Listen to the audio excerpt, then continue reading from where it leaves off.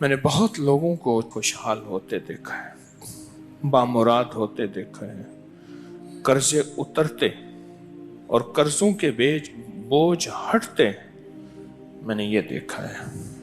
और बहुत तजर्बा, बारहा तजर्बा और ज़िंदगी का एक हिस्सा मेरा गुजरा है इन रूहानी मुशाहदात और तजर्बात में। आज भी तालिब इल्म हूँ मैंने इसके बहुत तजर्बात देखे और बहुत मुशाहदात देखे। आप इस पे टाइम नोट कीजिएगा, कभी भी 10 मिनट से ज़्यादा नहीं लगते।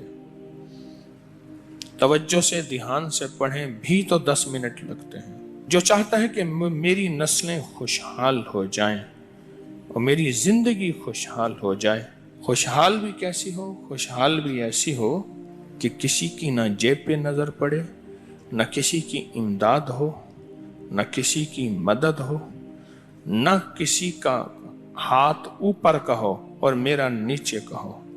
बिल्कुल ऐसा ना हो, ऐसा ना हो। अल्लाह गैबी निज़ाम चलाता है, उसके खजानों में कोई कमी नहीं है। अल्लाह गैब से और गैबी निज़ाम चलाता है और गैब से अता करता है। लेकिन जो मेरा तजर्बा है खुशहाली के लिए, उसकी एक वजह और भी है। इंसान इस वक्त कुछ मसरूफ हो जाता है, उसकी ज़िंदगी में मसरूफियत होती है। कितने लोग ऐसे हैं जिन्होंने आज तक सूरज निकलते नहीं देखा। एक साहब मुझसे कहने लगे, तस्बीह खाने में आने के बाद मैं ईद पढ़ने लगा, क्योंकि ईद तो वो पढ़ दे जो सुबह उठे, मैं तो रात के आखिरी पहर को सोता हूँ और दिन के कितने बजे उठता हूँ, मैं आज तक ईद नहीं पढ़ सका। अब तस्बीह खाने में आने के बाद ईद पढ़ता हूँ।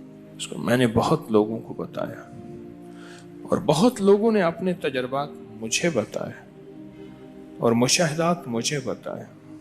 मैंने कई लोगों को सिर्फ चाश्त के अमल से, फर्ज नमाज तो पढ़ते हैं, नवाफिल में चाश्त के अमल से खुशहाल होते देखा है।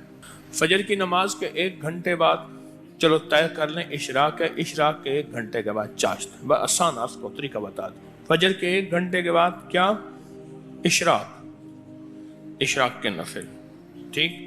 और इशराक से 1 घंटे के बाद चाश्त के। दुकान है, दफ्तर है, कारोबार है, जहां भी है वहां जरा तन्हाई में बैठ के पढ़ लें। और चाश के कितने नफिल होते हैं?